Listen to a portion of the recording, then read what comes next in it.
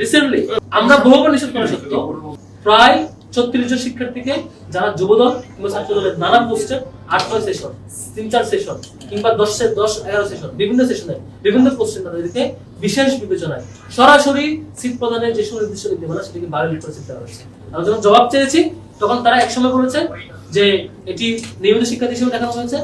যখন আমরা সেই নীতিমালা প্রিন্ট করে দেখিয়েছি এটা নীতিমালা লঙ্ঘন, তখন বলছে বিশেষ বিবেচনায়।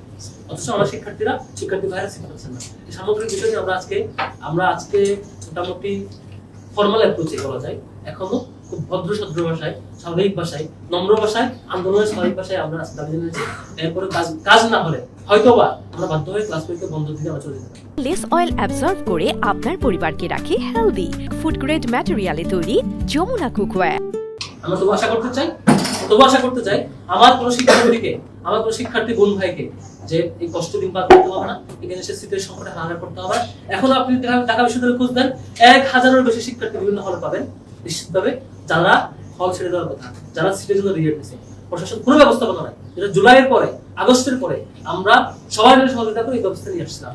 এখন নতুন প্রশাসন চাইলেই পারে, সেই প্রশাসনের আমরা দেখছি প্রপোজদের অর্ধেক সংখ্যক প্রায় 90% প্রপোজ নির্দিষ্ট একটা দল, 95% প্রপোজ নির্দিষ্ট একটা দল গ্রহণ করেন, প্রায় মোর দেন 95% ডিন এবং বিভিন্ন ফ্যাকাল্টি দায়িত্ব করা নির্দিষ্ট একটা দল গ্রহণ করেন।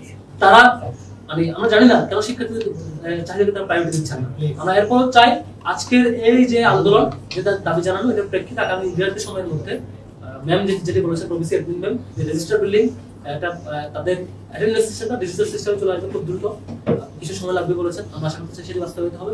বিসি স্যার বলেছেন সেশন বাইন্ডিং সহ, এবং আমরা যেটা দাবি জানিয়েছি যে হলগুলোতে কারা সিট পাচ্ছে, কেন পাচ্ছে, যে পাচ্ছে না কেন পাচ্ছে না, কারণ সহ ওয়েবসাইট আপলোড দিতে হবে যাতে সবাই ক্লিয়ার থাকে। কারণ গত বছর নীতিমালা হওয়া সত্ত্বেও আমরা বেশ কিছু ছাত্রী হলে দেখেছি যে যিনি পাওয়ার কথা বাড়ি দূরে, বাড়ি রংপুরে, বাড়ি কিন্তু সীমান্তের কাছাকাছি, রেজাল্টে গিয়ে সে লত পড়ছে, তাকে সিট দেওয়া হয় না, দেওয়া হয়েছে সম্পদশালী রিচ ফ্যামিলি অন্য কাউকে অথবা কাছে কাউকে, নানা মেকানিজম, নানা সুপারিশের কারণে।